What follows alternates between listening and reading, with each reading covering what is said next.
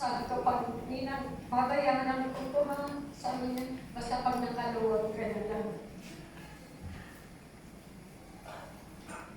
Lalo sa gawain, supportan na meron kaming feeding program ng mga bata. Sasabihin, anong kailangan ng mga children natin? Ano yung mga, basta na lang mag-aabot yan. At sabi ko, hindi na maraming salamat dahil alam ko ang gawain ng Panginoon hindi biro.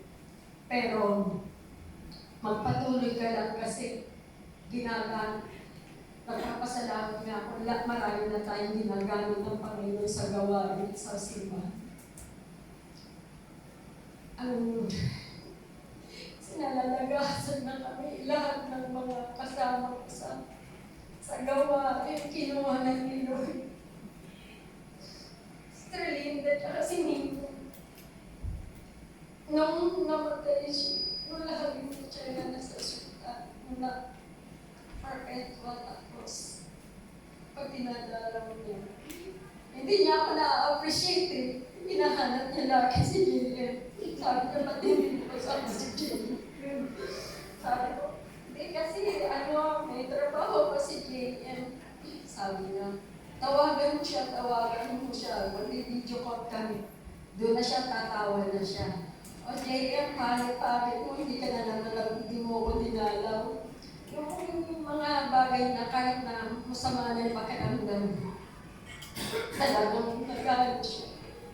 Pero nung nasa PGH naman siya dumalaw kami, wala, hindi na naman ko kasama si Jem kasi nga alinhinan kami, hindi ko pwedeng sabay kami mawawala ng JM kasi meron kami maliit din. Sabi ko, tawagan ko na lang si JM para makita ka, sabi niya. Nung nakita niya si JM, umiiyak na siya, nagsusumbong. Masama na yung pakaramdam ko, hindi ka pa tumatalaw sa akin. Sabi niya, ipag-pray mo lang ako kasi hindi ko na talaga kaya. Sabi ko, hindi, huwag mong sabihin niya dahil kasi, di ba, gusto mo magkasama ka tayo dahil sa gawain. Sabi niya, basta ipag-pray ko lang ako.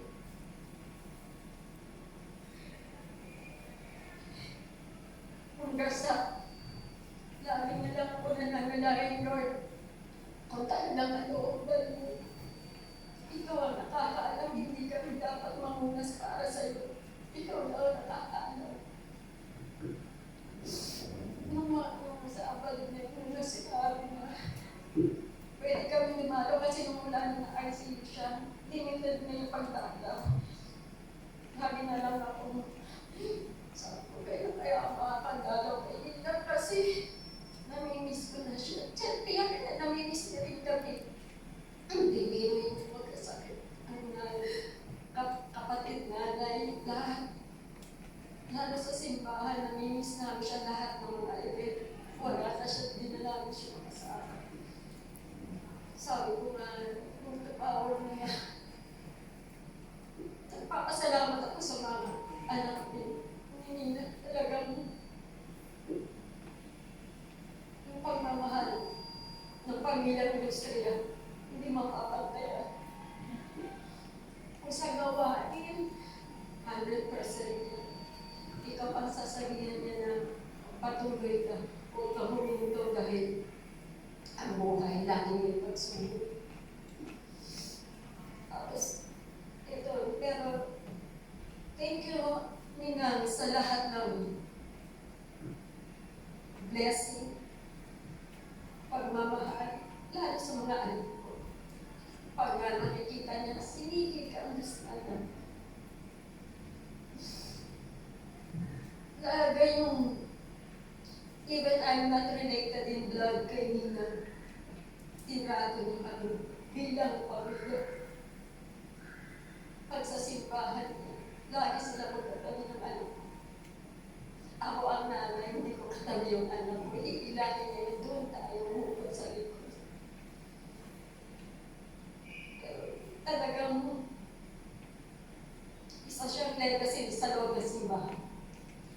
Pag yung hindi na siya nakapagsimba, mamimiss mo talaga yung presence niya sa loob ng simbahan kasi lalo pag mayroong adult ladies fellowship. Ano ba kailangan natin? Talaga kahit wala na yan, magbibigay yan sa gawain. Ganyan siya katapat na naglilipot sa pamilya. Nagpapasalamat ako sa pamilya nito na sila talaga yung parang inaano ko sa hindi naman sa pedestal dahil nga ginamit sila ng Panginoon para lalo lumawak ang ating pagmamahal sa Panginoon dahil sa mga nangangailangan. Itong oras na ito, kulang pa yung pasasalamat at pagpapuri sa Kanya dahil marami talaga siyang natulungan talaga. Encouragement spiritually. Kahit wala na sila, hindi naman sa tayo man, hindi tayo nawawalan dahil ang Panginoon na magbibigay sa atin ng biyaya pero sa Kanya. One of a kind sister in Christ siya. Talagang mamimimiss siya ng marami. Especially simula na hospital siya. Iyak na lang ako, nag-iyak siya. Lalo nung nagbiyahe kami na sinabi na nag-flatline na siya. Umahagod ko lang ay naka-single kami. Bigla na lang ako, nagalitan na lang ako. Ma! Huwag kang umiyak. Nagmamaneho ako. Baka mamaya tayo pang ma-emergency.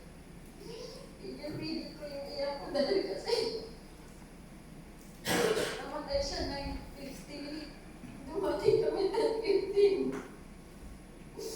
Sabi ko, hindi na ako nakaawag sa iyo.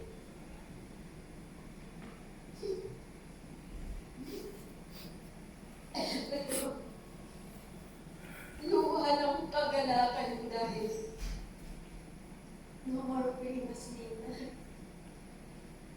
Dahil ito na siguro yung last na makikita mo siya pero alam ko masakit sa pamilya mo. Gusto niya, alam mo anak niya. Alam ko mahal yung papa niyo pero mas mahal kayo ng mama. Maraming salamat Lord sa pagpapahinaw mo ng isang Conchita Lustria sa buhay na hindi namin siya makakalimutan, especially sa akin. Thank you, Lord.